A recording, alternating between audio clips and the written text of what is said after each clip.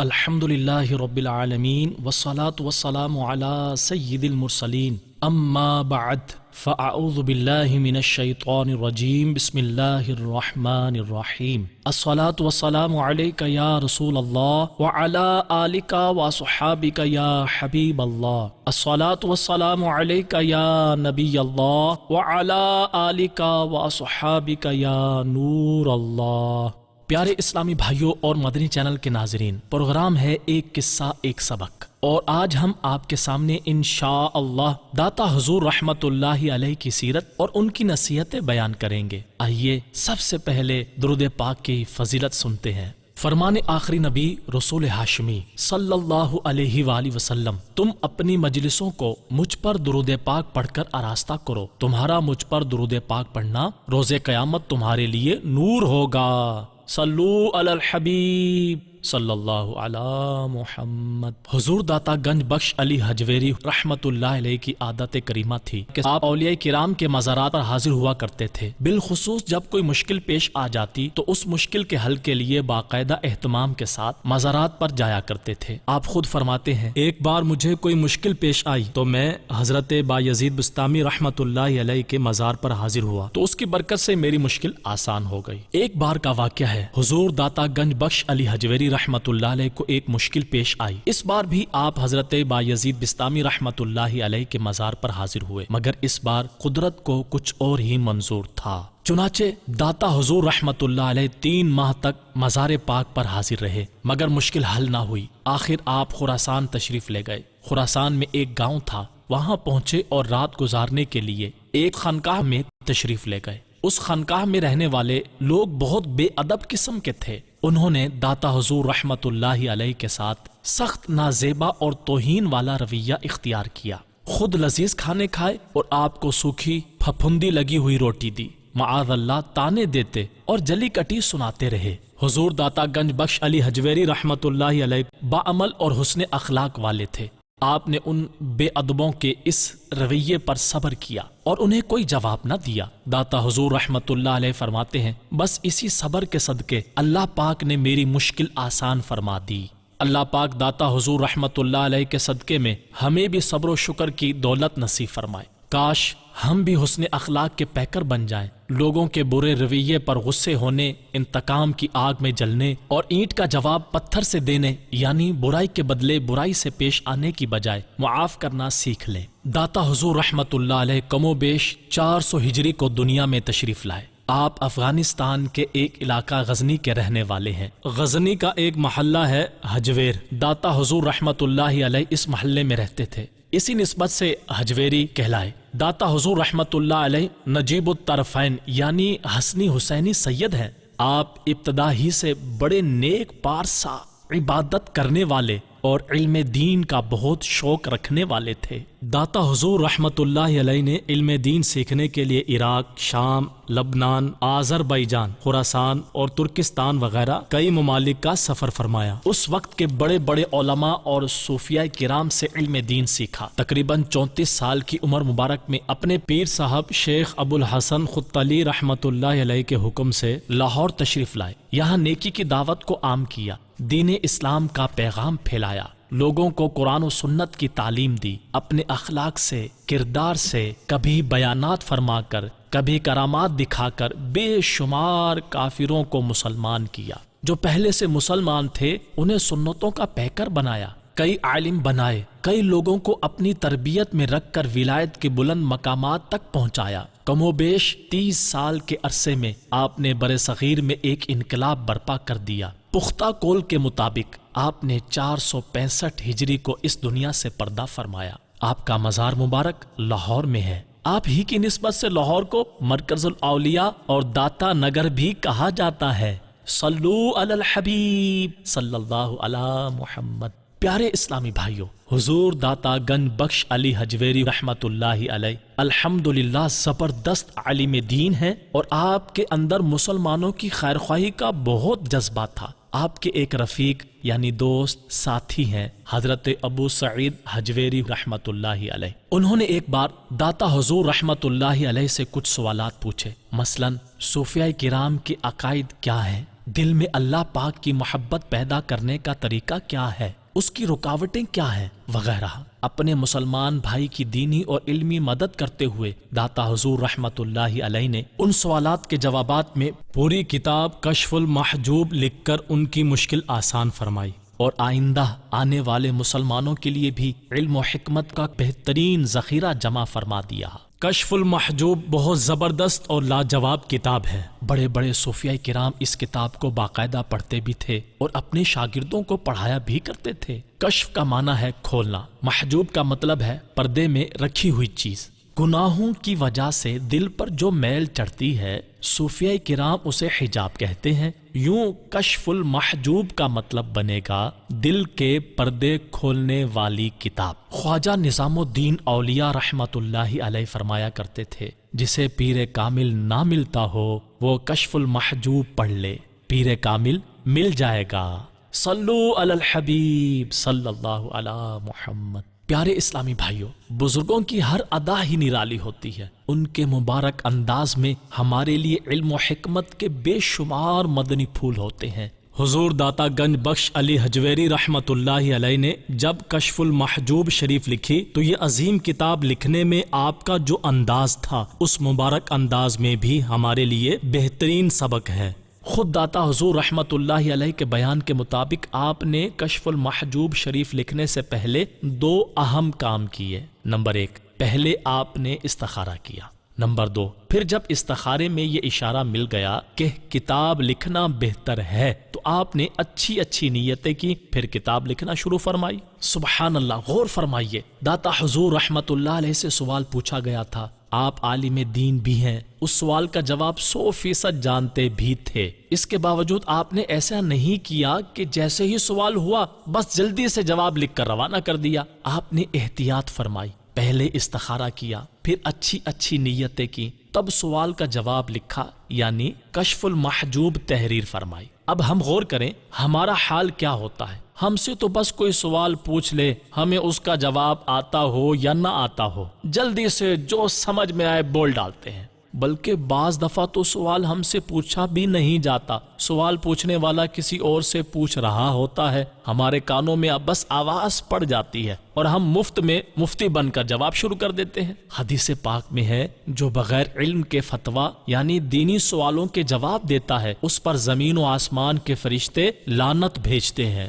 پیارے اسلامی بھائیوں، اب یہاں ایک اور اعتبار سے غور فرمائیے۔ داتا حضور رحمت اللہ علیہ نے ایک دینی کتاب لکھنی تھی، اس سے پہلے آپ نے غور فرمایا کہ یہ کتاب لکھنا میری آخرت کے لیے بہتر ہے یا نہیں، لہٰذا آپ نے استخارہ کیا، پھر اچھی اچھی نیتیں کی، پھر کتاب لکھنا شروع فرمائی۔ اب ہم غور کریں ہمارا انداز کیا ہوتا ہے۔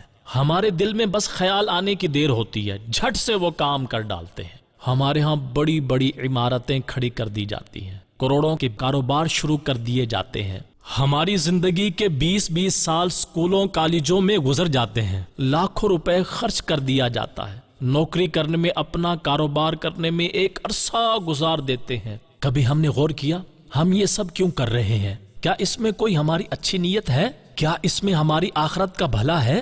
کبھی ہم تھوڑی دیر کے لیے غور و فکر کریں، کاغذ قلم لے کر بیٹھ جائیں اور اپنی زندگی میں جو ہم نے بڑے بڑے کام کیے ہیں، مثلاً اسکول میں پڑھتے رہے، کالج میں پڑھتے رہے، ڈگریاں حاصل کی، گھر بنایا، گاڑی خریدی، یوں جو بڑے بڑے کام اب تک کر لیے ہیں ان کی ایک فہرست بنا لیں، پھر ان میں ہر ایک کام کے سامنے صرف یہ لکھتے جائیں کہ یہ کام میں نے کیوں کیا تھا، اپنی خواہش سے، دنیاوی فائدے کے لیے کیا تھا یا اللہ پاک کی رضا حاصل کرنے کی نیت تھی۔ یہ چند منٹ کا غور و فکر ہمیں ہماری زندگی کی حقیقت بتا دے گا۔ ہمیں پتہ چل جائے گا کہ ہم بندے ہیں تو کیا بندگی کر بھی رہے ہیں یا بس نفس کی خواہشات کے پیچھے چلتے جا رہے ہیں۔ ہماری زندگی کا ایک بڑا حصہ اگر اپنی خواہشات کے پیچھے چلتے ہوئے گزر رہا ہے، ہم نے اللہ پاک کی رضا کی خاطر توجہ ہی نہیں کی، تو بتائیے بندگی کہاں ہے؟ اللہ پاک اور اس کے پیارے حبیب صلی اللہ علیہ وآلہ وسلم کی رضا حاصل کرنا ضروری اور اہم ہے، مگر ہم اپنے نفس کو اور لوگوں کو راضی کرنے کے چکروں میں رہتے ہیں۔ دیکھیے داتا حضور رحمت اللہ علیہ اللہ پاک کے بندے ہیں، آپ اللہ پاک کی رضا کے طلبگار رہتے تھے، ہم بھی تو اللہ پاک کے بندے ہیں، ہم نے بھی تو بندگی کرنی ہے، ہم نے بھی تو اپنے پیارے اللہ پاک کو راضی کرنا ہے۔ آئیے نیت کرتے ہیں کہ آج سے ہر نیک و جائز کام سے پہلے چند سیکنڈ رک کر اچھی نیتیں ضرور کیا کریں گے۔ شیخ طریقت امیر اہل سنت حضرت علامہ مولانا ابو بلال محمد الیاس عطار قادری رضوی ضیائی دامت برکاتہم العالیہ نے اس پرفتن دور میں نیک بننے کا جو نایاب نسخہ عطا فرمایا ہے، 72 نیک اعمال، اس میں سب سے پہلا نیک عمل ہی یہ ہے۔ کیا آج آپ نے کچھ نہ کچھ جائز کاموں سے پہلے کم از کم ایک اچھی نیت کی؟ یقین کیجئے اگر ہم صرف اس ایک نیک عمل کو پوری طرح اپنی زندگی میں نافذ کر لیں تو ہماری زندگی درست ہو جائے۔ اس ایک نیک عمل کو اپنا لینے سے ہمارے 24 گھنٹے نیکیوں میں گزر سکتے ہیں۔ مثلا ہم رات کو سونے سے پہلے نیت کر لیں، عبادت پر قوت حاصل کرنے کے لیے سوتا ہوں، نماز فجر با جماعت ادا کروں گا، یہ نیت کر کے سو جائیں، ہمارا سونا عبادت میں شمار ہوگا۔ صبح اٹھیں، نماز فجر ادا کریں، ناشتہ کرنے سے پہلے نیت کر لیں عبادت پر قوت حاصل کرنے کے لیے ناشتہ کرتا ہوں، کام پر جائیں تو نیت کر لیں اللہ پاک کی رضا کے لیے حلال رزق کماؤں گا۔ یوں ہر نیک اور جائز کام سے پہلے کم از کم ایک اچھی نیت کرتے جائیں، ہمارا ہر جائز کام نیکیوں میں شمار ہوتا چلا جائے گا اور ہم زندگی کا اکثر حصہ نیکیوں میں گزارنے میں کامیاب ہو جائیں گے۔ پھر ہم جو بڑے اور اہم کام کریں ان سے پہلے استخارے کی بھی عادت بنائیں۔ الحمدللہ دعوت اسلامی بھی ہمیں استخارے کی سہولت فراہم کرتی ہے۔ یہ نمبر نوٹ کر لیجئے 021-348-58711۔ اس نمبر پر کال کر کے ہاتھوں ہاتھ استخارہ کروایا جا سکتا ہے۔ صلو علی الحبیب صلی اللہ علی محمد۔ پیارے اسلامی بھائیوں، آئیے داتا حضور رحمت اللہ علیہ کی بہت پیاری کتاب کشف المحجوب سے علم و حکمت کے چند مدنی پھول چننے کی سعادت حاصل کرتے ہیں۔ اس سے پہلے ایک حدیث پاک سنیے۔ ہمارے پیارے آقا مکی مدنی مصطفیٰ صلی اللہ علیہ وآلہ وسلم نے فرمایا، سن لو بے شک جسم میں خون کا ایک لوتھڑا ہے، جب یہ خون کا لوتھڑا ٹھیک ہو جائے تو پورا جسم ٹھیک ہو جاتا ہے، اور جب یہ خراب ہو تو پورا جسم خراب ہو جاتا ہے۔ سن لو خون کا یہ لوتھڑا دل ہے۔ معلوم ہوا اصل مقصود دل کی پاکیزگی اور صفائی ہے۔ اگر دل صاف ہو گیا تو اس کی برکت سے ظاہر بھی صاف ہو جائے گا۔ دل کی پاکیزگی کے لیے، باطنی بیماریوں سے شفا پانے کے لیے، دل سے گناہوں کے میل اتارنے کے لیے ہمیں کیا کرنا چاہیے؟ آئیے داتا حضور رحمت اللہ علیہ کی خدمت میں حاضری دیتے ہیں اور اس سوال کا جواب معلوم کرتے ہیں۔ داتا حضور رحمت اللہ علیہ نے صرف ایک شعر میں دل کی پاکیزگی کا طریقہ بتایا ہے۔ فرماتے ہیں، ان الصفا صفات الصدیق ان اردتا صوفین علی التحقیق۔ وضاحت: صاف دل ہونا اسلام کے پہلے خلیفہ امیر المؤمنین حضرت صدیق اکبر رضی اللہ عنہ کی صفت ہے۔ اگر سچے صوفی یعنی صاف دل بننا چاہتے ہو تو ان کی سیرت سے رہنمائی حاصل کرو۔ اپنے اس فرمان کی وضاحت کرتے ہوئے داتا حضور رحمت اللہ علیہ فرماتے ہیں، باطن یعنی دل کی صفائی کے لیے دو باتیں ضروری ہیں، ان میں ایک اصل ہے اور دوسری اس کی شاخ ہے۔ اصل یہ ہے کہ دل سے غیر اللہ کی محبت پوری طرح نکال دی جائے، اور شاخ یہ ہے کہ دل کو دنیا کی محبت سے خالی کر لیا جائے۔ امت میں یہ دونوں باتیں سب سے زیادہ پوری اور کامل جس ہستی میں پائی جاتی ہیں وہ اسلام کے پہلے خلیفہ حضرت ابو بکر صدیق رضی اللہ عنہ ہیں۔ پیارے اسلامی بھائیوں، ویسے دل کی صفائی کا پورا نصاب ہے، مگر ان تمام تفصیلات کا خلاصہ یہی دو چیزیں ہیں۔ نمبر ایک اصل یعنی دل سے غیر اللہ یعنی ہر وہ چیز جو اللہ پاک سے دور کرے اس کی محبت نکال دینا، جو اللہ پاک سے دور نہ کرے بلکہ اللہ پاک کے قرب کا ذریعہ ہو۔ مثلا ہمارے پیارے آقا مکی مدنی مصطفیٰ صلی اللہ علیہ وسلم، اولیاء کرام وغیرہ، ایسی جگہ انہیں غیر اللہ نہیں کہا جاتا۔ خیر، دل کی صفائی کے لیے پہلی ضروری چیز ہے غیر اللہ کی محبت دل سے نکالنا، اور دوسری چیز ہے دل کو دنیا کی محبت سے خالی کر لینا۔ یہ پہلی چیز ہی کی ایک شاخ ہے۔ یہ دونوں چیزیں اصل بنیاد ہیں۔ اللہ پاک نے ہمارے پیارے آقا مکی مدنی مصطفیٰ صلی اللہ علیہ وآلہ وسلم کو حکم دیا اور سب سے ٹوٹ کر اسی کے ہو رہو۔ ایک بار ایک شخص نے سرکار علی وقار مکی مدنی تاجدار صلی اللہ علیہ وسلم کی خدمت میں عرض کیا، یا رسول اللہ صلی اللہ علیہ وآلہ وسلم، ایسی نصیحت فرمائیے جس پر عمل کرنے سے میں اللہ پاک کا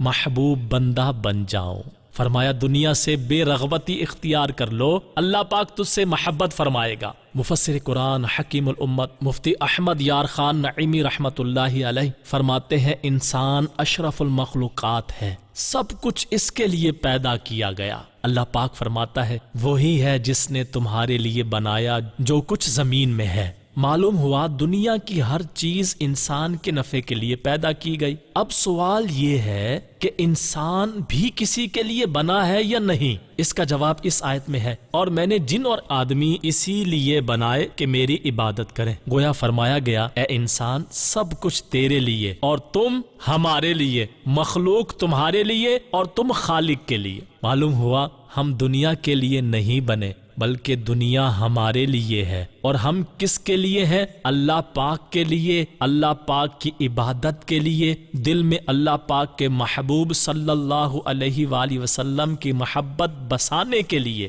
اگر ہم دل سے دنیا کو نکال دیں، غیر اللہ کی محبت دل سے فنا کر دیں تو کیا ہوگا؟ دل صاف ہو جائے گا، دل میں پاکیزگی آئے گی، دل نور ایمان سے جگمگانے لگے گا، ایمان کی حلاوت اور مٹھاس نصیب ہو جائے گی۔ داتا حضور رحمت اللہ علیہ فرماتے ہیں، جس نے مخلوق کی طرف نگاہ کی وہ ہلاک ہو گیا، اور جس نے خالق کی طرف نگاہ رکھی وہ مالک ہو گیا۔ حضرت سلمان فارسی رضی اللہ عنہ مشہور صحابی رسول ہیں۔ ایک روز آپ کہیں جا رہے تھے، آپ کا ایک مہمان بھی آپ کے ساتھ تھا۔